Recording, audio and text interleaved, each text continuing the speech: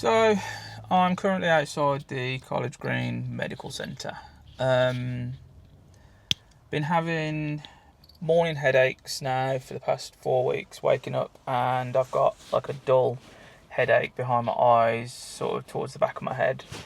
My blood pressure has been showing signs of hypertension, and of an evening I've been getting like hot flushes in my face and my ears, and my cheeks have been bright red, my ears have gone bright red.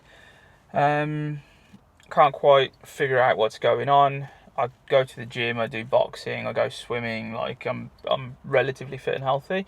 So called 111 the other night and they said, yeah, we're going to book you a triage appointment. They initially booked it with a pharmacy, but they didn't send me the details of the pharmacy, so I had to wait. I called them on Saturday and then had to wait until yesterday morning to speak to my GP surgery, who have booked me in here at College Green. So my appointment is at 1:15. It's now 7 minutes past, so I got here a little bit early. But yeah, it's not great. Like, I've been finding that like walking up and down the stairs and stuff, I'm short of breath, and that's kind of come out of nowhere. As I say, I go to the gym, I do deadlifts and general sort of fitness basically. So it's a little bit off-putting, a little bit unnerving. There is a history of heart issues within my family. My dad had a heart attack at 45. He was a personal trainer. I say was, he doesn't work he doesn't do anything anymore. He's still alive, but like the heart attack that he had should have killed him. And then my nan also had a heart attack a lot younger than she should have. So it's a genuine concern. So I'm just following up on those and trying to get those concerns sorted.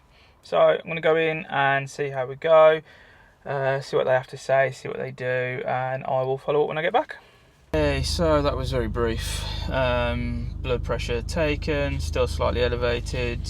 Have been suggested to go and have bloods done at my actual doctor's surgery, not at the one that I've just come from, and have been prescribed naproxen for my headaches.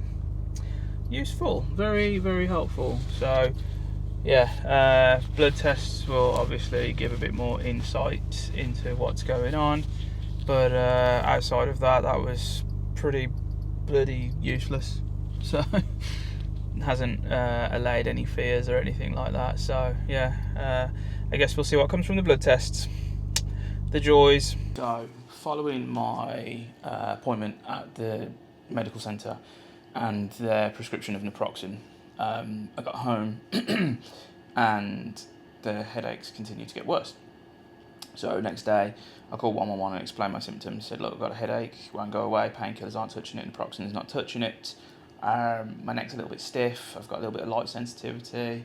They went through the whole questionnaire thing that they do and deemed it not an emergency, and they would make a referral to my GP. Now, I went to a different GP where they obviously prescribed me naproxen and booked me for blood tests with my GP surgery. So this was last week, and they said, if your symptoms get worse, give us a call. So my symptoms got worse, I called them again, they asked me the same questions again, and they said, well, the only thing we can do is refer you to your GP. Right. So I said, okay, can you make a referral to my GP then, because obviously my symptoms are getting worse, this isn't going away, and it needs sorting.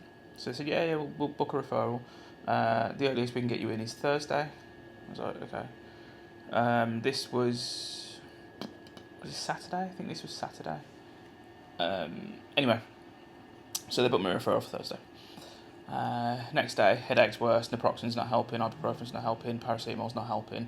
I was like, okay, so I called 111 again, so look, my symptoms are getting worse. This all, went through the whole questionnaire thing again and said it's not an emergency, we can just make you a referral to your GP, so we've already done that.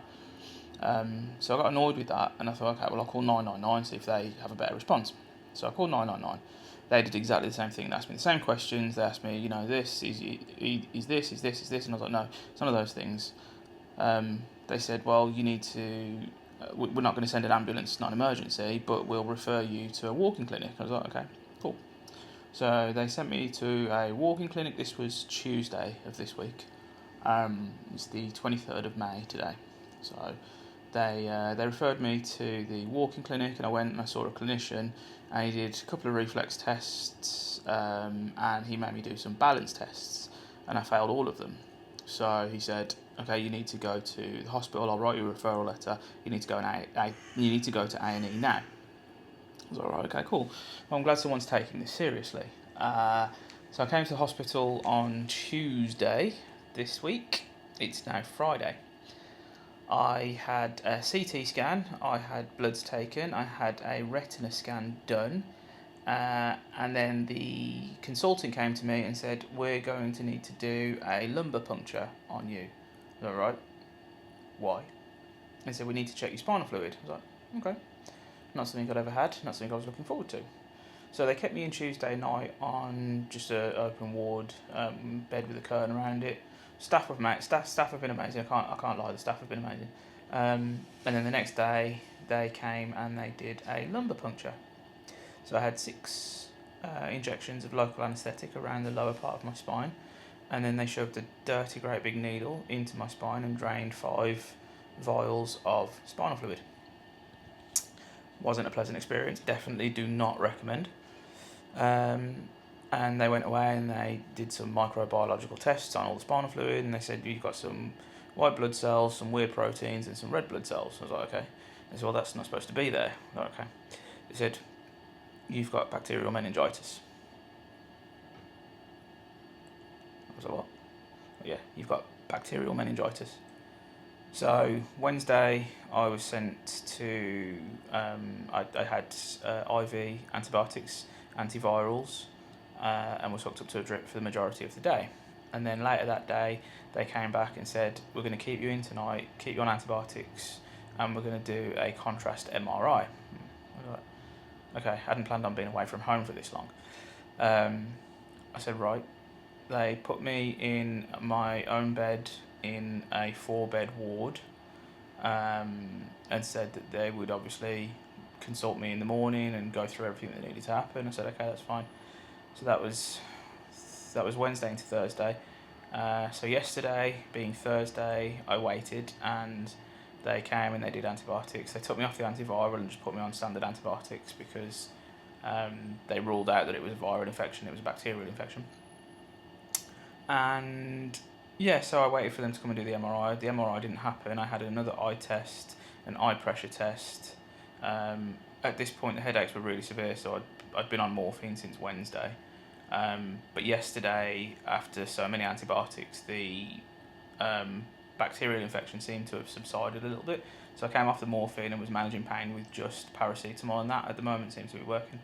But it's now Friday, as I say. I had a couple of tests done yesterday.